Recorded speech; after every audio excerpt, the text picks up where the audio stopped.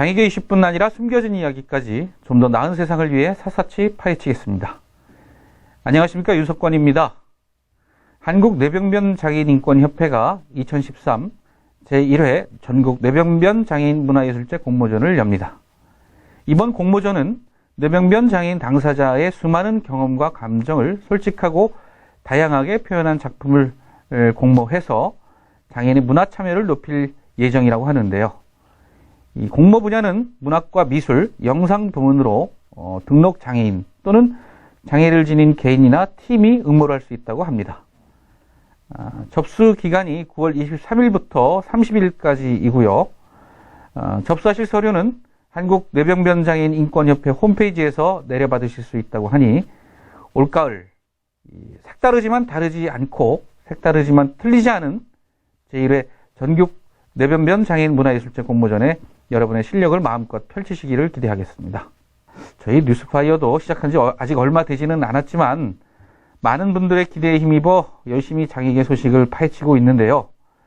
지난 2회 때 방송이었죠.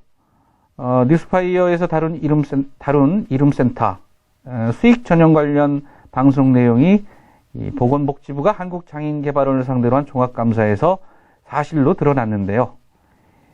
저희 뉴스파이어 앞으로도 더 정확하고 깊이 있게 파헤치는 방송이 되도록 노력하겠습니다.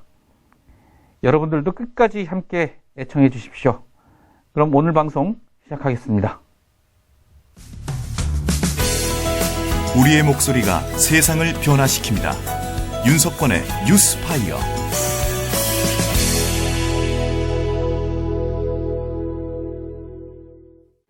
장애계 이슈 헤드라인부터 장판의 숨은 헤드라인까지 여러분들께 낱낱이 전해드리는 장판 포커스 시간입니다. 중증장애인의 새로운 고용 지원 시스템을 주장하며 중증장애인 자립생활 인턴제의 도입 요구가 거세지고 있는데요. 이와 관련해 굿잡 장애인 자립생활센터는 지난 3월부터 6월까지 전국의 중증장애인들과 토론하면서 이 제도의 필요성을 알렸다고 합니다. 장애인 고용 활성화 방안 중의 하나로 추진되고 있는 IL 인턴제가 무엇인지 자세한 이야기 굿잡 장애인 자립생활센터의 김재익 소장과 말씀 나눠보겠습니다. 예, 김재익 소장님. 예, 안녕하십니까. 예, 먼저 중증장애인의 새로운 고용 지원 시스템 말씀하셨어요. IL 인턴제가 구체적으로 무엇인지 설명 좀 부탁드릴게요. 예, 최중증장애인들이 그래서 우리나라에는 소득 보장도 거의 안 되고 있고, 그래서 직업재활 가지고는 취업이 안 되다 보니까 새로운 고용 지원 시스템이라 해서 제가 한번 연구를 해봤는데요. 이거는 장애인의 상담이나 평가해갖고 취업이 안 되고 장애인들 고용하는데 필요한 보조공학 기구라든지 그 다음에 근로지원이라든지 직무지도원이라든지 고용제도라 여러 가지가 필요한데 IL 인턴제는 제가 전국 투어를 하면서 하나의 제안을 했는데 고용공단에다가 IL 인턴제는 정말 장애인이 취업을 못하지만 자립생활센터에서는 취업을 중증장애인 많이 하고 있습니다. 그러나 지금 보건복지부에서 경쟁을 붙여가지고 계속 어렵게 하기 때문에 지금 취업이 자꾸만 떨어지고 있습니다. 중증들이. 그래서 이 IL 인턴제를 제안을 했습니다. 근데 호응이 굉장히 좋습니다. 지금 이제 소득 보장의 방안으로 지금 IL 인턴제를 채택하기로 했다 이렇게 말씀하셨잖아요. 근데 소득 보장의 방안이 사실 이런 아까 좀 말씀해 주셨지만 직업 재활을 통한 방법도 있고 또 지금 소장님이 제안하셨던 IL 센터를 통한 IL 인턴제 채용 이것도 있지만 사실 소득 보장의 방안이 여러 개가 있지 않습니까? 예를 들면 장애연금이라든지 또 각종 수당들 예를 들면 교통수당이나 또 바우처를 통해서 지원되는 방법도 있고 다양한 수당들 이런 게 있을 텐데 IL 인턴제 사실 지금 IL 인턴제 말씀하셨지만 IL 센터들이 지금 한 200여 개 정도 되죠? 예, 그렇습니다. 예, 그러면 센터당 지금 3명씩 이렇게 3명 정도 이렇게 채용하는 걸로 하셨어요. 그럼 한 600명 정도를 채용한다는 얘기인데요. 이게 진짜 실제로는 지금 취업 가능한 중증장애인들이 굉장히 많지 않습니까? 예. 예. 그렇다고 하면 소득 보장의 방안으로 지금 IL 인턴제를 말씀하셨는데 600명 정도에 해당되는 인원보다 훨씬 더 많은 중증장애인들이 있다는 거죠? 예, 그렇습니다. 예. 그런데 사실 이 300명 가지고 소득 보장의 방안의 일환으로 이게 이제 적합한 주장인지 이게 좀 의구심이 들거든요. 어떻습니까? 예, 장애인의 소득 보장은 크게 나누어서 노동시장을 통한 소득 보장, 이건 임금을 받는 걸 의미합니다. 그 다음에 소득재 분배에 의한 소득 보장, 이것은 국가가 취업이 너무 어려운 장애인들에게 아까 말했던 기초장애연금이라든지 장애 수당이라든지 이런 걸 통해서 하는 소득 보장이 있는데요. 실제로 소득 재분배에 의한 소득 보장은 우리나라는 거의 생활을 할 수 없는 빈곤적으로 살 수밖에 없는 수준이고요.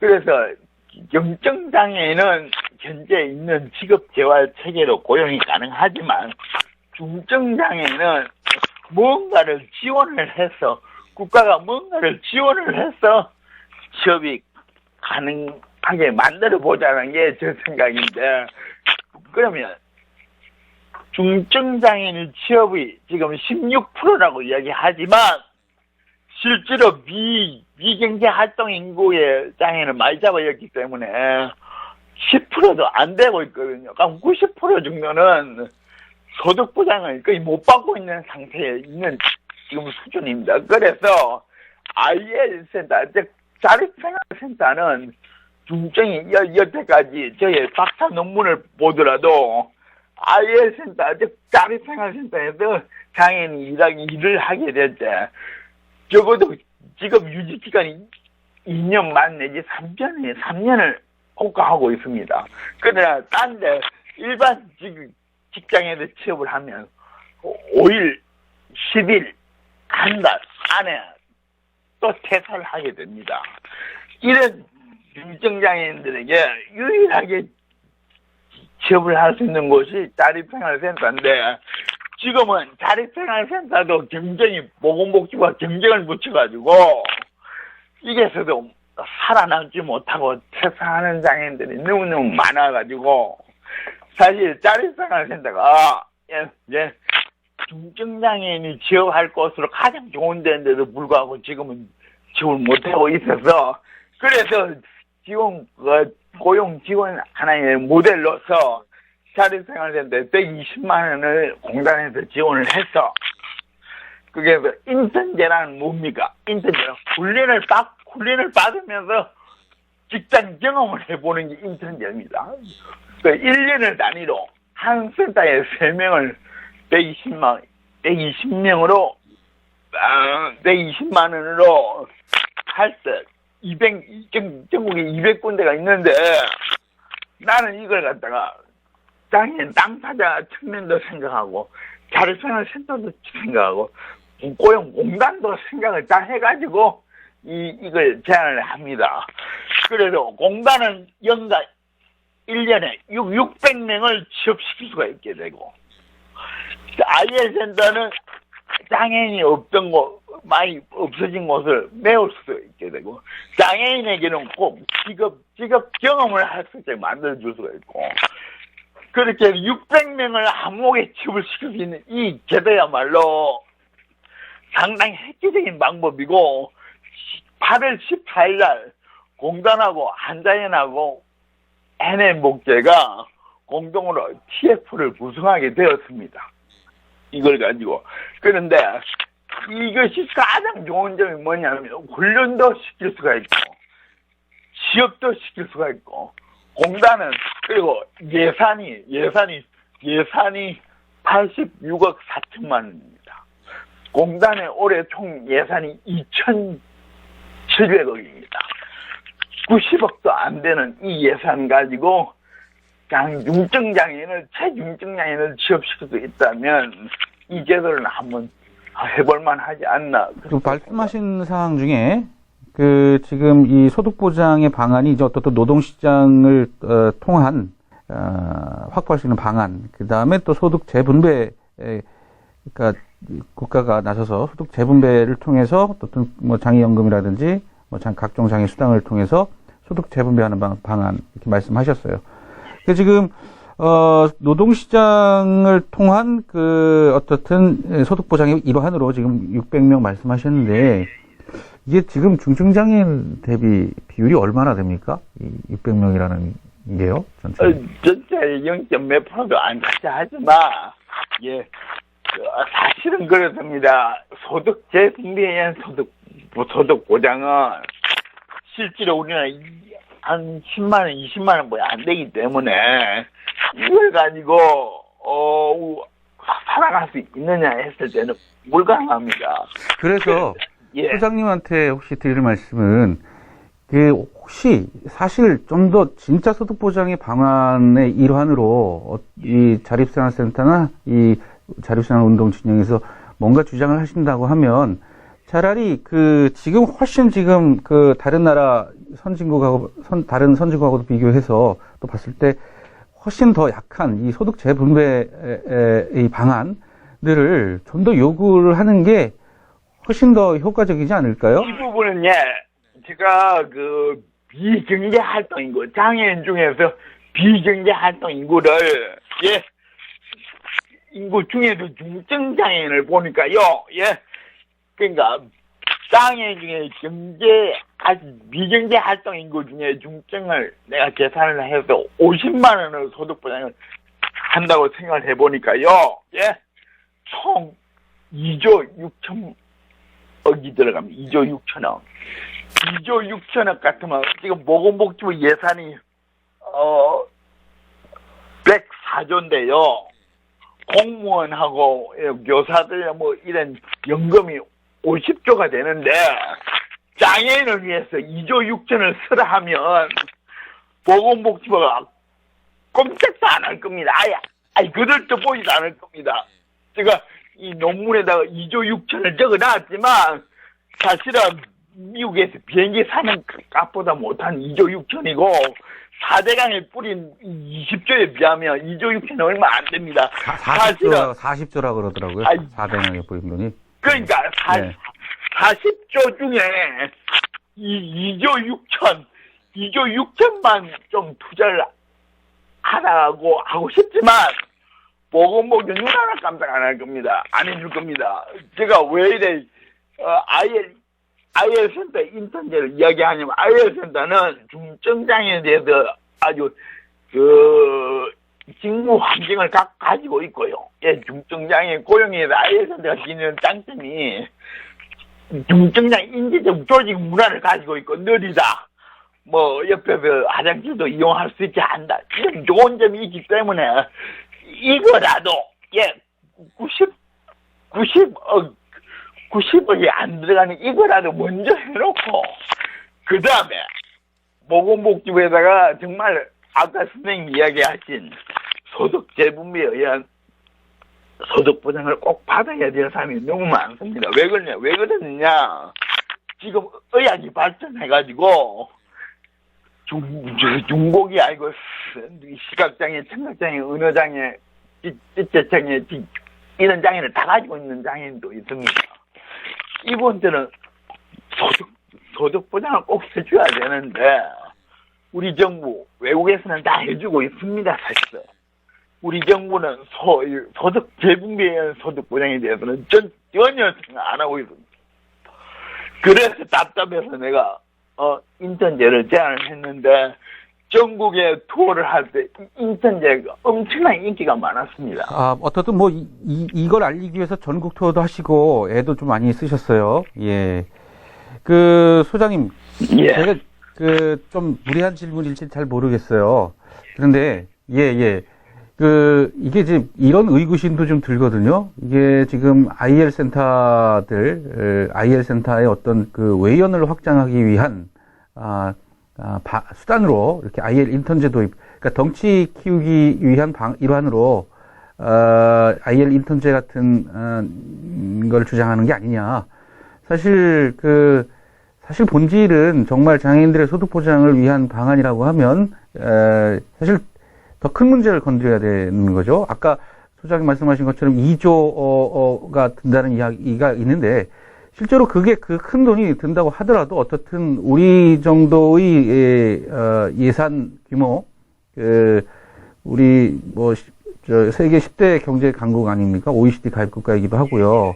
이런 정도의 국가라고 하면 그 정도 예산 정도는 만들어야 되지 않겠습니까? 그래서 당연히 장애인 소득 보장을 위한 노력을 해야 될 텐데, 그래서 오히려 그런 쪽에 더 오히려 관심을 갖고 운동을 해야 되는데, 이건 좀 어떻게 보면 좀 IL 인턴제는 혹시 소득 보장의 방안으로 이런 이야기를 하기에는 좀 어딘가 좀 옹색한 거 아니냐?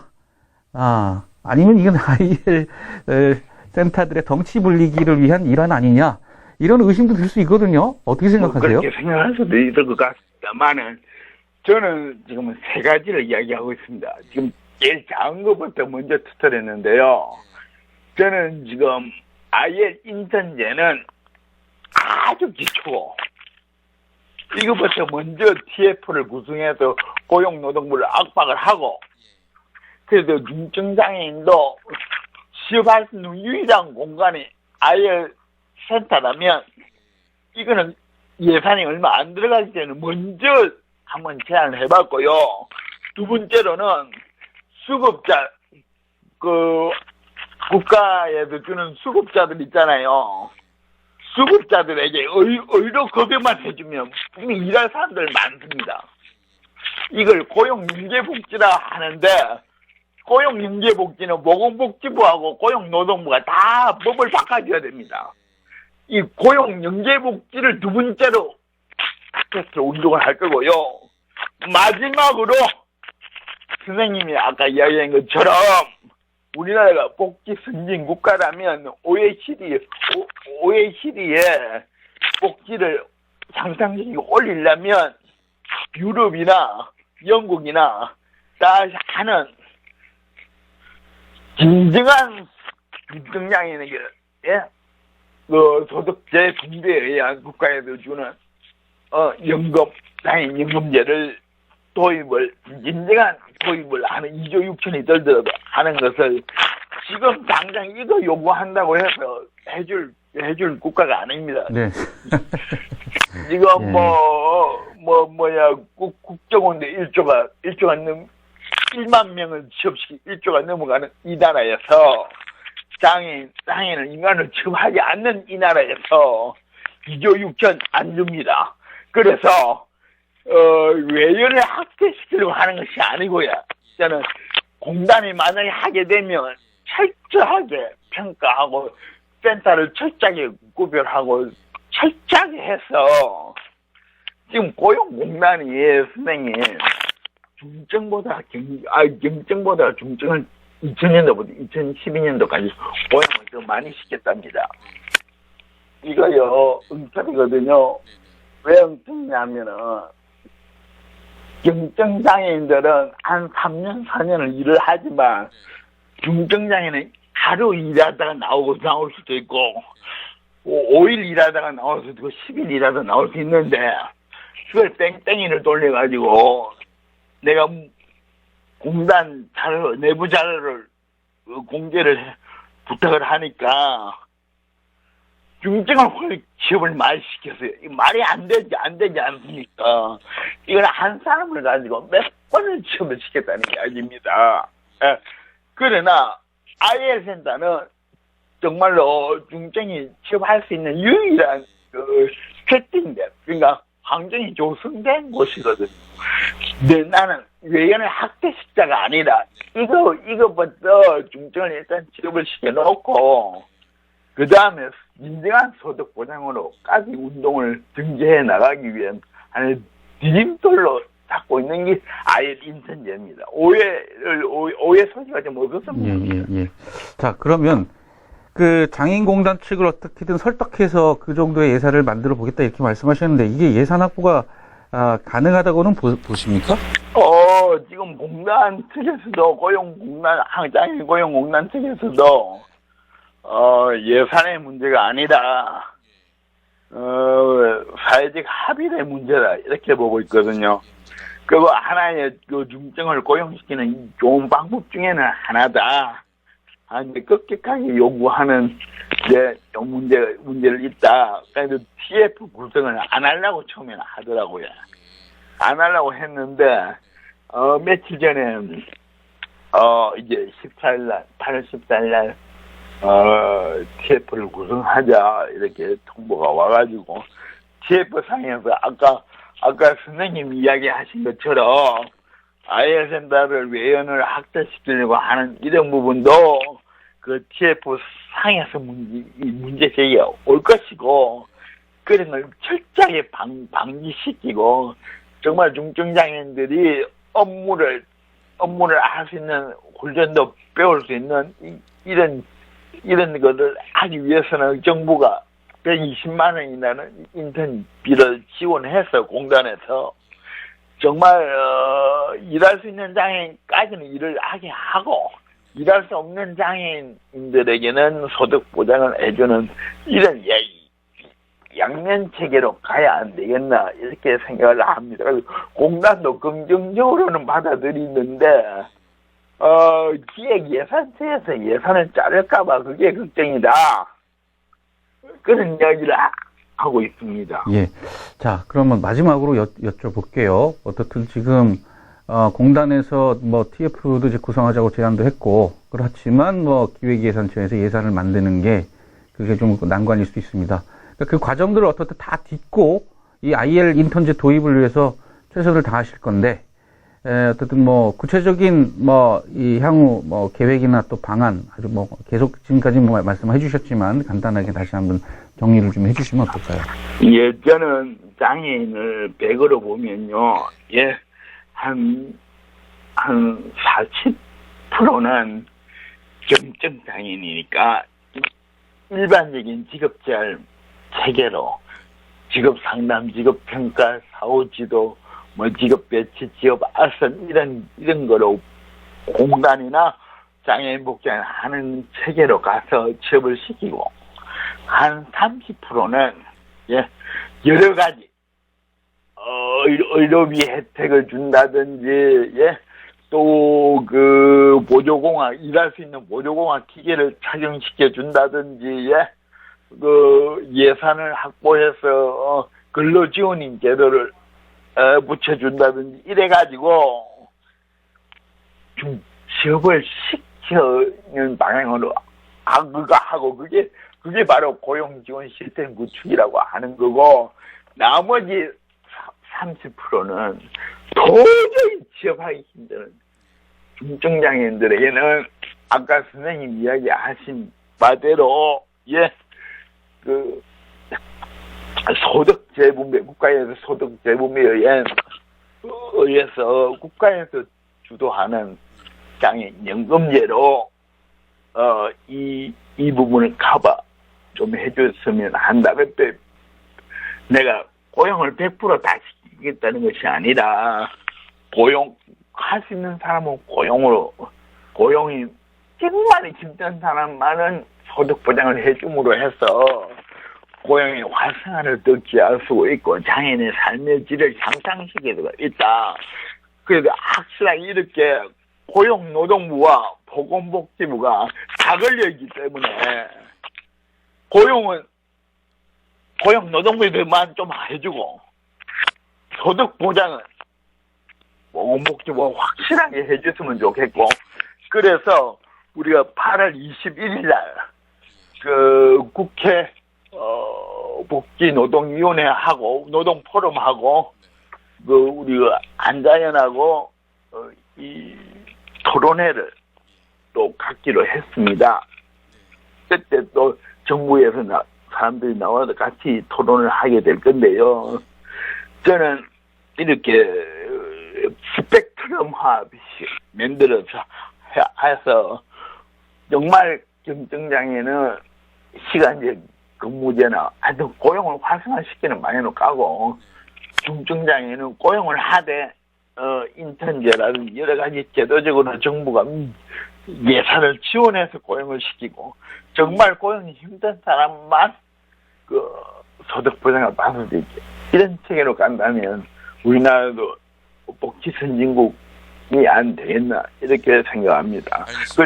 그리고 마지막으로 그 박근혜 정부는 추구하는 바가 맞춤식 고용복지라는 이 공약 사항인데 그리고 개인이 행복한 세상 그리고 취약계층을 제일 먼저 하겠다 이렇게 공약을 했기 때문에 박근혜 현 정부와 이 지금 저희들이 주장하는 바가 저는 맞다고 생각합니다. 그래서 분명히 이거는 정부 관계 부처와 협의를 해서 저는 끊이고 운동까지도 생각하고 있습니다.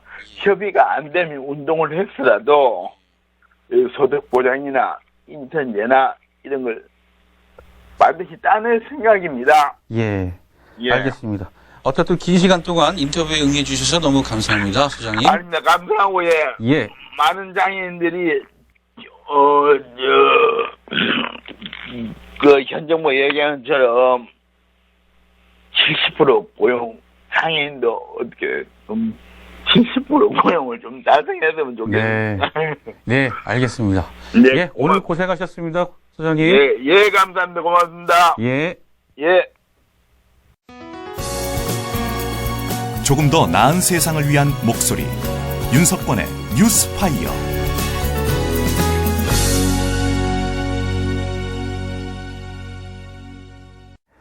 두 번째 장판 포커스입니다.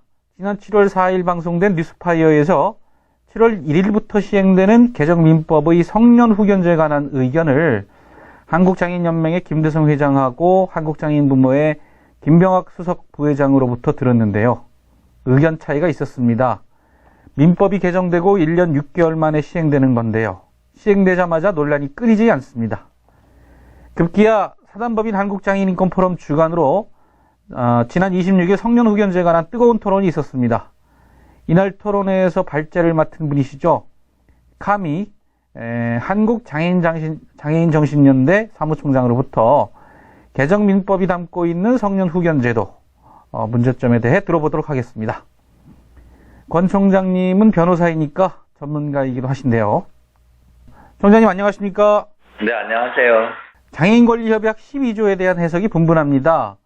이 개정민법이 담고 있는 성년후견제가 장애인권리협약 12조를 반영한 의사결정의 대체제도다. 아니다. 그렇지 않다. 의사결정의 조력제도다. 이렇게 해석이 엇갈립니다. 무엇이 맞습니까? 이거는 이제 장애인권리협약 12조 그러니까 그 조문 내용을 그냥 문명 그대로 해석하면 분명히 이제 장애인권리협약 12조는 그 장애인들에 대해서 그러니까 모든 법 앞에서 그 동등한 권리가 있다 이런 그 문헌이 나왔고 내용 그대로거든요. 그리고 또 그 12조 2항에 의하면 장애인들은 삶의 모든 영역에서 다른 사람들과 동등한 조건으로 법적 능력을 누려야 되는 것을 인정한다고 이렇게 돼 있고요. 그리고 3조는 그 장애인들이 법적 능력을 행사하는데 그 지원을 제공할 수 있도록 모든 입법과 조치를 취하라고 이렇게 돼 있고요. 네, 4조는 법적 능력 행사와 관련해서 그 개인의 권리 또 개인의 그 의지, 그 개인의 그 선호도를 존중하고 그리고 부당한 영향에서 자유롭고 또 처한 상황에 적합하고 맞춰진 이런 조치들을 적용하라고 이렇게 돼 있거든요. 그리고 또 5항에는 여러 가지 이제 재산 소유나 상속에서 평등권 그리고 재정 사항을 자기가 관리하게 해놓고 그러니까 이런 걸 하는데 모든 효과적인 조치를 취해야 되고 이렇게 하는 이 내용이 말 그대로 장애인이 법적 권리를 행사하는 데 있어서 자기가 원하는 대로 해야 된다는 거고 다른 사람들이 대신 하는 그 기존의 후견제도를 이제 폐지하고 본인이 직접 할 수 있도록 여러 가지 조력 제도를 만들어 주라는 그런 이야기거든요. 만약 개정민법이 장애인권리협약 12조를 위배했다. 즉 다시 말하면 개정민법이 담고 있는 이 성년 후견제가 의사결정이 대체제도 모델로 판정이 났다. 그러면 어떻게 되는 겁니까? 민법을 개정해야 되는 겁니까? 아니면 또 권리협약을 위배했으니 국제적인 어떤 조치가 취해지는 겁니까? 예. 지금 이제 개정민법의 내용은 뭐냐면 기본적으로 어떤 장애로 인해 가지고 그 정신 능력이 결여된 사람에 대해서 다른 사람이 그 사람을 대신해서 의사결정을 해주도록 하는 그런 후견제도에 관한 내용이거든요.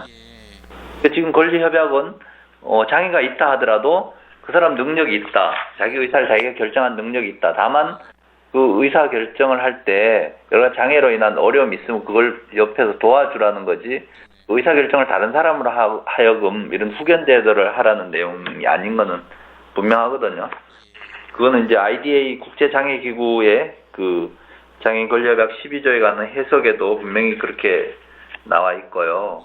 또 최근에 그 장애인 그 유엔 장애인 위원회에서 각국에 대해서 그 장애인 권리협약 보고서에 대해서 심사하는 의견에도 예외 없이 그 후견 제도를 폐지하고 그 의사결정을 조력하는 그런 장치들을 만들려고 이렇게 계속 권고가 나오고 있거든요. 2013년 7월 1일부터 개정민법이 시행됐는데 말이죠. 이 민법이 약 1년 6개월의 유예기간을 두고 이제 막 시행된 겁니다. 그러면 조금 늦게 대응한 거 아닙니까? 예, 사실은 이제 이 장애인 권리협약 12조에 대한 이해가 부족했던 것 같아요. 뭐 저나 우리 단체에서도 사실은 여기에 대해서 그 후견 제도가 12조에 반한다는 이런 것 자체에 대한 별로 인식이 없었거든요. 없었는데 이제 작년에 그 APDF 하면서 그 미국 그 인권 변호사 초청해가지고 우리가 이제 여러 가지 강연을 듣는 가운데 12조에 의해서 이 후견 제도가 심각한 문제를 가지고 있다는 걸 알게 됐고요. 그 후에 또 IDA 여러 가지 가이드라인이라든지 IDA 사무국장인 그 전문가가 와서 이런 이제 여러 가지 그 이야기하는 걸 듣고 이 후견 제도야말로 장애인 권리협약 12조가 인정하는 그런 장애인의 그 자기 의사를 자기가 결정한다는 거. 그러니까 장애인도 완전히 동등하게 능력자로 인정을 한다. 이런 그런 원칙적인 그런 그 생각이 거기에 반영된 거구나 한 걸 알게 됐거든요. 그래서 이런 데 대한 이해가 없는 가운데 또 법안이 만들어질 때도 우리가 후견 제도와 우리나라 협약과 이런 충분한 관계에 대해서 검토했다기보다는 제가 지난 이렇게 쭉 기사를 이렇게 더듬어 올라가 보니까 일본 법률을 많이 이렇게 그냥 본뜬 것 같은 그런 걸 알겠더라고요.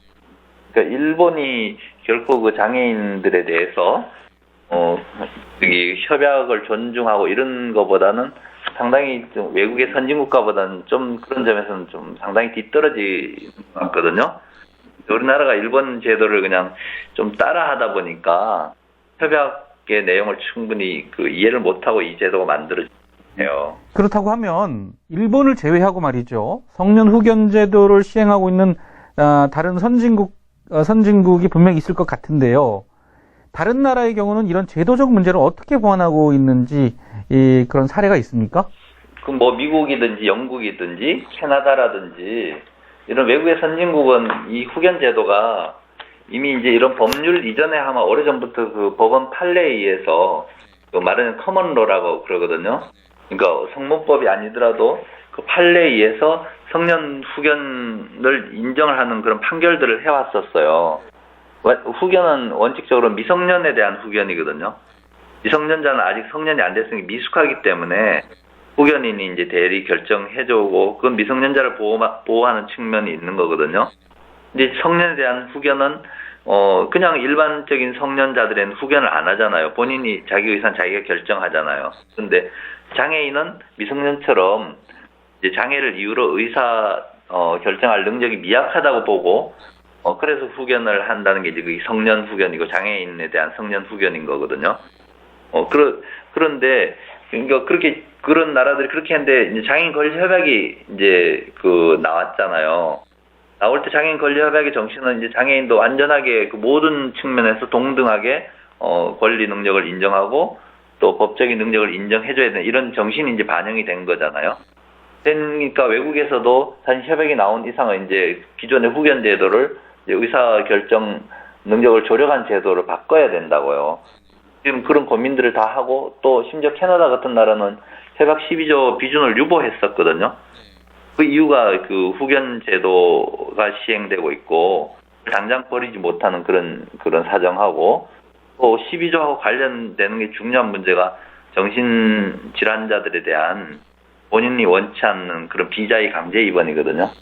이게 이제 그 법적인 능력이 동등하다 해놓고 거기는 장애를 이유로 한 예외를 인정을 한 거거든요. 네, 그런데 우리나라나 뭐 외국 선진국도 마찬가지로 강제 입원이 대개는 이제 제한적이긴 하지만 허용이 되고 있었거든요. 근데 협약 12조를 비준한 이상은 그걸 바꿔야 되거든요. 장애인들도 완전히 동등하게 그러니까 자기 의사에 따라서 모든 것을 행해야 되거든요. 그런 문제가 있기 때문에 외국에서도 선진국에서도 지금 아직도 후견제도를 하고는 있지만 이건 이제 협약에 바꾸게 여러 가지 의사결정 조력하는 제도로 지금 자꾸 이제 바꿔나가는 그런 준비를 하고 검토를 하고 이런 단계거든요. 그 복지부의 전명석 사무관은 현재 성년 후견제도의 아쉬움으로 지적되고 있는 많은 부분들이 이 제도 자체의 새로운 문제라기보다는 기존 민법의 금치산, 한정치산 제도의 잔재를 걷어내지 못한 한계로 인한 거다. 따라서 이 보다 건설적인 논의를 위해서는 기존 행위 무능력 제도가 갖고 있던 문제하고 새롭게 도입된 그 성년 후견 제도 이 문제를 구분해서 논의할 필요가 있다. 어떻게 생각하십니까? 이제 금치산 제도, 한정치산 제도가 이제 이번 개정 민법 하에서는 성년 후견과 한정 후견이라는 용어로 바뀐 거거든요. 한정 후견이라는 용어로 바뀌었는데 이제 금치산, 한정치산은 이건 재산에 관한 것만 적용이 됐거든요. 그러니까 뭐 그 심신상실, 심신미약이라고 이제 표현을 하지만 그것도 다들 이제 어떤 정신장애나 뭐 지적인 그런 장애로 인한 그런 그 정신 능력이 떨어지고 자기 의사를 결정할 능력이 안 된다고 본 게 금치산, 한정치산 제도거든요. 제도 거기에도 이제 당연히 후견인을 결정하게 돼 있었어요. 그런데 성년 후견제도, 한정 후견제도가 그 제도에 비해 진일보한 점은 이제 기존에는 그 가족 후견인만 할 수 있도록 후견에 관한 그 후견자들의 요건이 딱 정해져 있었거든요. 그리고 이걸 결정할 때 뭐 본인의 의사를 이제 조금 반영한다든지 이런 절차도 아예 없었다고요. 예. 심리할 때 뭐 그렇게 할지는 몰라도 적어도 뭐 장애가 있다고 하면 정신장애가 있다고 하면 아예 뭐 법원에서 뭐 그 사람들 의사를 뭐 들으려고 하지도 않은 게 우리 이제 기존의 문화였잖아요. 장애에 대한 인식이. 그런데 성년 후견제, 한정 후견제는 그런 점에서는 그런 뭐 여러 가지 장애인의 의사를 좀 존중하도록 여러 가지 규정들이 들어가 있거든요. 그렇지만 본질은 어쨌든 장애인은 장애로 인한 무능력 제도거든요. 무능력자로 인정해가지고 거기다가 심지어 등기까지 하게 돼 있거든요. 그 이제 성년 후견이나 한정 후견 할 때는 장애인들을 그러니까 일반적인 뭔가 흠 있는 물건처럼 후견에 관한 등기 제도가 생겼다고요. 그래가지고 등기를 쭉 해가지고 거래를 할 때 그 등기를 목록을 리스트를 보고 이 사람 후견 중이구나 뭐 이런 걸 판단해가지고 거래를 조심하게 하는 그런 거거든요. 그러니까 지금 제도의 본질 자체는 기존 금치산, 한정치산 제도를 조금 이제 바꿔가지고 조금 개정한 거지 본질적으로는 장애인에 대한 무능력을 하고 더군다나 이번 후견 제도는 신상에 관한 후견까지 포함이 돼 있거든요. 뭐 병원에 입원한다든지 뭐 자기가 어디 가서 뭐 자기 치료를 받는다든지 뭐 심지어 뭐 결혼하고 뭐 입양하고 이런 것까지 이제 다 후견을 하게 이렇게 돼 있다고요. 그 오히려 그 내용의 폭은 훨씬 더 넓어졌다고요. 후견을 할 수 있는. 장애인 재산 뭐 계약을 한다든지 재산을 처분하든지 이런 것뿐만 아니라 자기가 입원하는 것까지 전부 다 후견인에 의해서 이렇게 되도록 더 폭넓게 돼 있거든요. 그래서 이건 뭐 잔재를 걷어내지 못한 한계라기보다는 사실은 장애인 권리 협약은 이런 금치산, 한정치산 제도 아니면 후견 제도를 폐지하고 장애인들의 그 법적인 의사를 잘 이렇게 할 수 있게끔 여러 가지 노력할 수 있는 제도를 만들어주라고 만드는 건데, 그러니까 사실은 그 협약의 내용을 별로 이 후견제 만들 때는 별로 신경을 안 썼던 것 같아요. 장애우권익문제연구소 이태곤 소장 같은 사람은 이 성년 후견 제도가 가진 허점과 이념의 불안정성 때문에 이 제도가 표류하고 사회적으로 논란이 될 가능성이 높다. 따라서 이런 상황에서 지적장애인들이 자기결정권을 침해받는 사례가 벌어지고 후견인이라는 사람들이 장애인을 이용하는 사례가 다반사로 벌어진다면 이 제도의 부작용에 대한 공감대가 형성될 수 있다. 이 지점에서 다시 지적 정신장애인들의 인권을 다시 논의하자. 이런 의견도 있는데 어떻게 생각하십니까? 지금 기존 금치산 한정치산 제도가 이제 지금 금치산자, 한정치산자가 정해진 이제 기존 결정돼 있는 사람도 성년 후견제가 시행되면 성년 후견이나 한정 후견으로 이제 계속 이어지게 돼 있거든요. 그러니까 기존 제도 하에서도 그런 뭐 후견인을 결정해가지고 하는 거는 있었다고요. 그리고 그런데 문제 성년 후견, 한정 후견 제도를 시행하면서 굉장히 정부나 뭐 법원이나 의욕적으로 뭐 이런 뭐 그 시민 후견인을 양성한다든지 뭐 전문가 후견인들을 양성한다든지 또 공적인 후견인에 대해서 보수를 지급한다든지 뭐 이런 여러 가지 예산 배정이라든지 국가 모든 제도를 많이 바꾸고 법원에 또 후견을 위한 법원 전문 전담 재판부도 설치하고 뭐 이렇게 굉장히 그 인프라를 많이 만들려고 지금 계획을 하고 이 후견제들을 또 많이 활용하게끔 한다 그러고, 심지어 후견에 해당한 사람이 뭐 100만 명 정도 해당이 된다 그러고, 기존 시설에 있는 그 장애인, 지적장애나 정장애인들에 대해서는 거의 후견자를 다 붙여가지고 입퇴원을 결정하고 이렇게 하려고 지금 이제 그동안 얘기가 있어 왔거든요.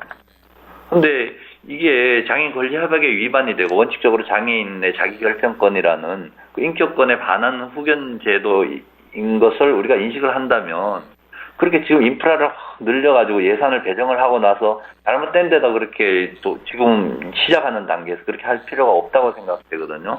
기존 제도를 조금 보완하는 측면에서 그냥 제도가 그런 당장 필요한 경우도 있을 거 아니에요. 그 의사결정을 조력을 받을 사람들이 있거든요. 틀림없이.